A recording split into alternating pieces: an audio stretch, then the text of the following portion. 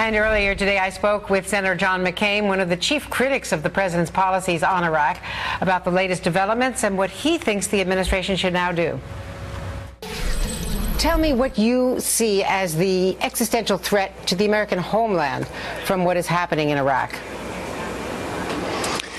Well, our Director of National Intelligence, General Clapper, already said that what is happening in this area of Syria, Iraq, which has now been dramatically expanded and also now financially enriched, does pose a threat for attacks to be planned on the United States of America. That is the opinion of our Director of National Intelligence, and I share it.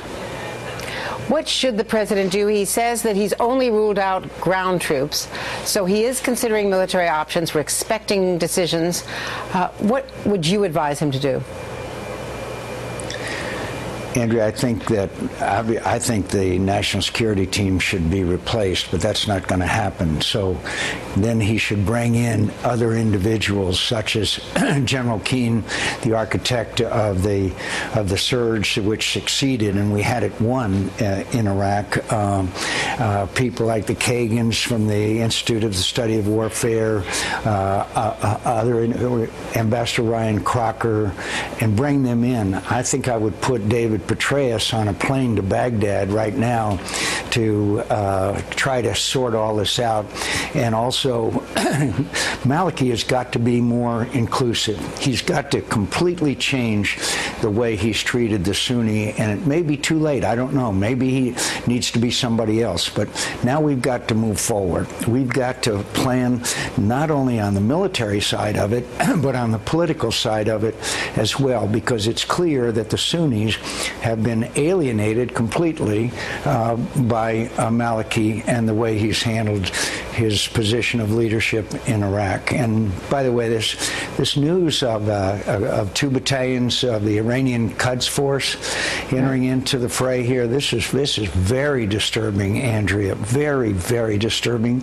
It could lead Maliki to rely more on the Iranians, and then the consequences of that are incredible. Well, so far, we have spent years trying to get Maliki to be more inclusive, more democratic, not be repressive and exclusionary to the Sunnis. We've basically driven these Sunnis into the arms of the radicals. So what makes us think that with American help, American airstrikes, more military equipment from the U.S., that he'll change it all? Well, he has to, or he has to be changed, one of the two. It is an unacceptable situation. And by the way, if we'd had a residual force there to stabilize the country, as we have in Bosnia after that conflict, and all the other ones like Germany and Japan, Korea, I think it would have had a dramatically different effect on Maliki and his behavior. And unfortunately, as I predicted in 2011, we're seeing the debacle that we're seeing. But now it's time to move forward and come up with not just a military approach like airstrikes, but an overall strategy. And that's why you need to call in a whole bunch of people who were responsible for the success we had in Iraq thanks to the surge, which wasn't just a military operation, it was a political operation as well. Senator, let's talk about Iran, because Iran is now coming to the aid of Maliki to save Baghdad or protect Baghdad from the approaching insurgents. What is the real threat here, where Iran is even more tightly connected to Iraq than ever before?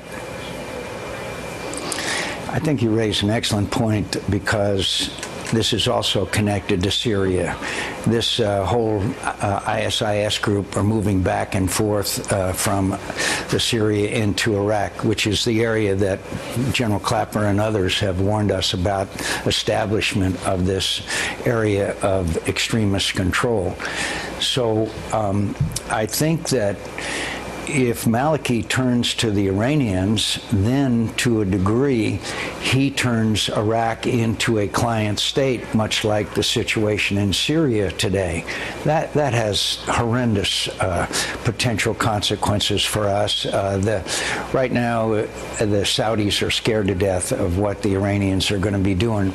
And it also lends urgency for us to get a political reconciliation and take whatever action we need to take to try to stabilize the situation before the Iraqi people view as the Iranians coming in to protect them. Senator, what do you say to Americans who are just weary of war, who didn't want to stay in Iraq, who want to get out of Afghanistan?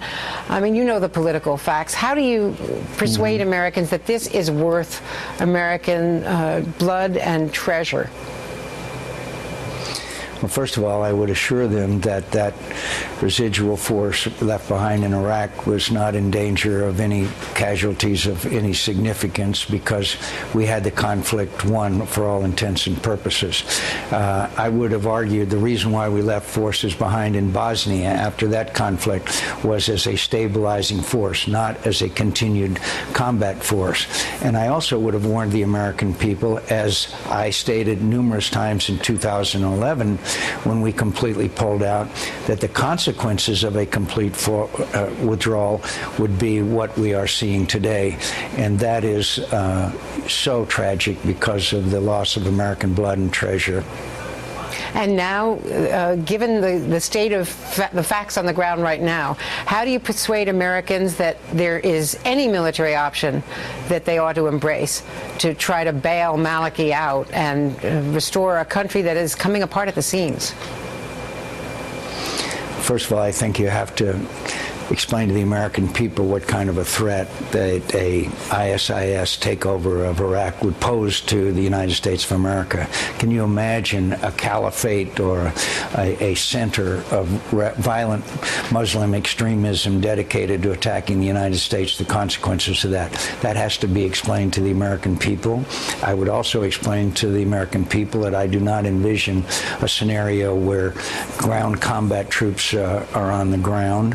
And I would also try to explain to the American people that the consequences to the people of Iraq, we're already hearing stories of mass executions in Mosul where they took over. And finally, I might talk economically. They're the second largest oil exporter, as you know, in the whole region, and the price of oil is already reflecting the problems there, Libya and other places, but especially there.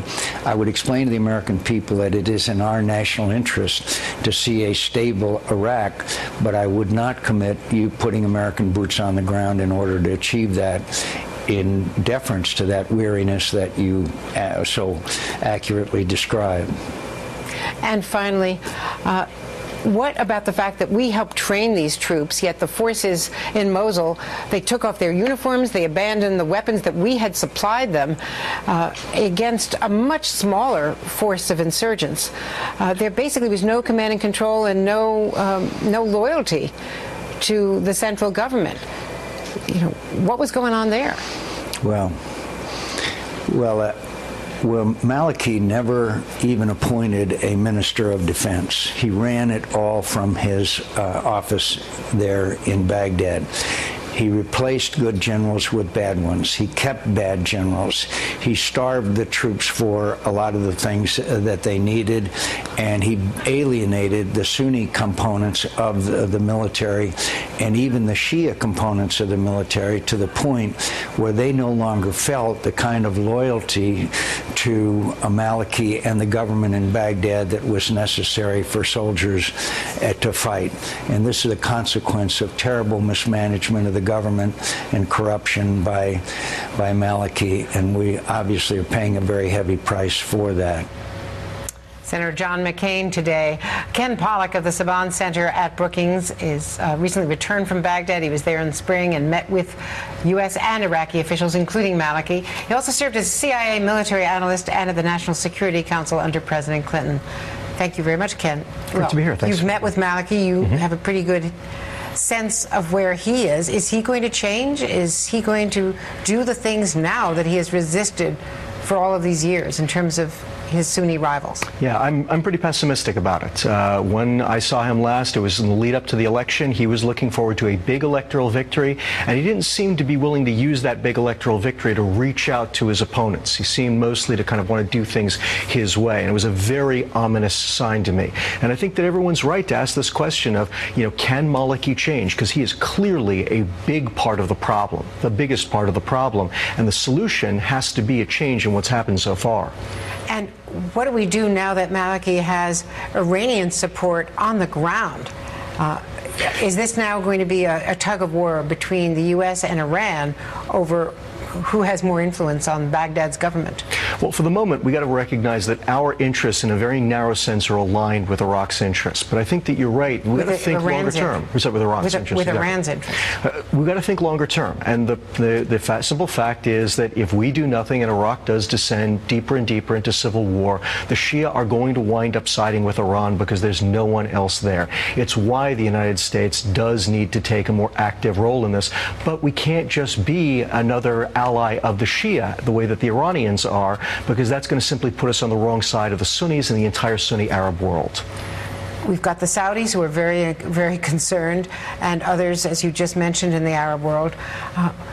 Is this all going back to not only the way we left Iraq, but the way we didn't engage in Syria?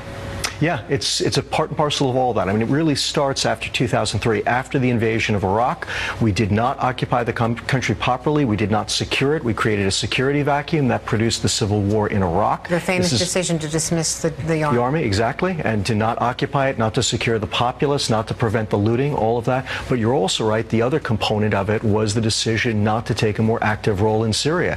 And as a result, in both places, we've seen these internal problems bubble right back up to the surface, and they're now linking together in some very pernicious ways. Do you agree with the analysis that McCain cites, and that, in fact, the White House is citing, that there is now a real threat to the homeland? Michael Leiter had said this yesterday as well, from ISIS and this group that now is ranging across Syria, Iraq, and the rest of the region.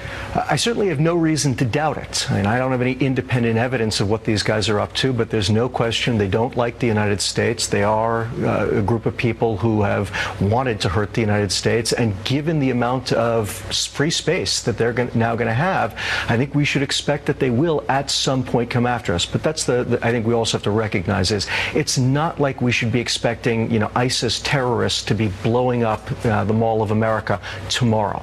And while there are some very serious problems in Iraq, military problems that need to be dealt with, this is not kind of a henny penny the sky is falling moment for the United States. And one piece of the president's speech that I really liked was his point that we need to think this through, and we need to deal with the political aspect as well as the military. Thank you so much, Ken Pollack.